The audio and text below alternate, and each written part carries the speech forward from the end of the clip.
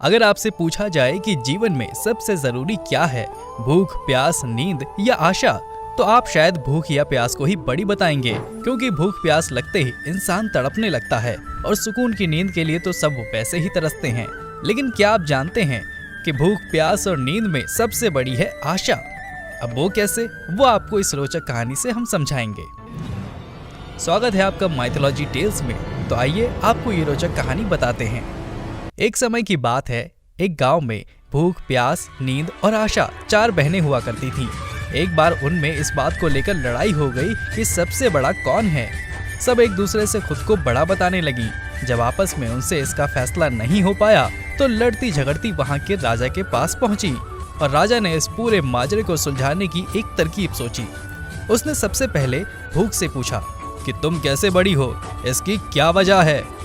राजा के जवाब में भूख बोली, मैं इसलिए बड़ी हूँ क्योंकि मेरे कारण ही लोगों के घर में चूल्हे जलते हैं, 5 पकवान बनते हैं और वे जब मुझे थाल सजाकर देते हैं तब मैं खाती हूँ, नहीं तो खाऊं ही नहीं। इस पर राजा ने राज्य भर में घोषणा करवा दी कि अब कोई अपने घर में चूल्हे नहीं जलाएगा, ना ही पकवान और थाल सजाएगा।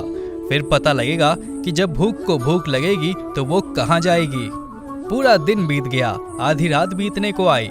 फिर भूख को भयंकर भूख लगी। उसने चारों तरफ देखा लेकिन उसे खाने को कुछ नहीं मिला।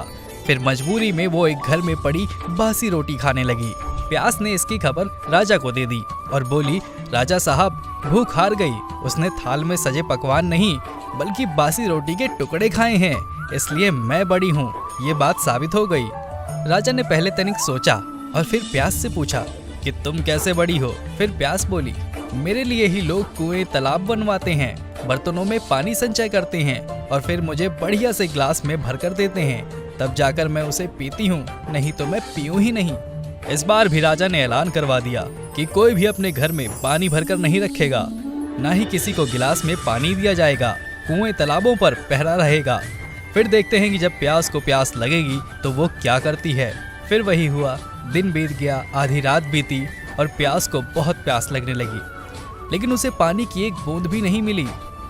इसके बाद प्यास इतनी लाचार हो गई कि वो बढ़िया गिलास छोड़ो एक गड्ढे में जाकर पानी पीने लगी। इस बार नींद राजा के पास पहुंची।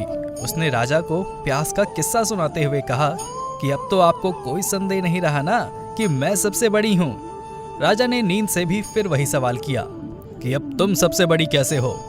इस पर नींद बोली, लोग मेरे लिए पलंग और आरामदेह बिस्तर लगाते हैं, फिर मैं सोती हूँ, नहीं तो मैं सो ही ना। राजा ने एक बार फिर आदेश दिया कि पूरे राज्य में अब कोई पलंग नहीं बनवाएगा, ना ही उस पर बिस्तर लगेगा। फिर देखते हैं नींद कहाँ सोती है। फिर दिन बीता, आधी रात बीती।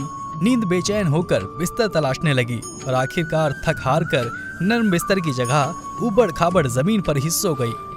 अब आशा की बारी थी। राजा ने आशा से भी वही सवाल किया कि तुम सबसे बड़ी कैसे हो? इस पर आशा ने जवाब दिया कि लोग मेरी खातिर ही नौकरी धंधा, मेहनत मजदूरी करते हैं, परेशानियां उठाते हैं, लेकिन आशा के दीप को बुझने नहीं देते। राजा ने फिर ऐलान करवाया कि अब राज्य में कोई काम नहीं करेगा, लोगों की मेहनत मजदूरी और नौकरी भी नहीं होगी, ना ही कोई आशा का दीप जलाएगा। जब आशा को आस जागेगी तभी फैसला होगा कि सबसे बड़ा कौन है। एक बार फिर दिन बीता, आधी रात बीती और आशा को आस जगी। चारों ओर अंधेरे के बीच में एक कुम्हार टिमटिमाते दीपक के प्रकाश में काम करते दिखा। आशा वहां जाकर टिक गई। फिर कुम्हार ने मिट्टी के दियों को सोने के हो जाने की आस भी की और ये सब सच हो गया। और फिर राजा को समझ आ गया कि सबसे बड़ी है आशा। आशा है तो नींद, भूख और प्यास सब संग हो जाते हैं।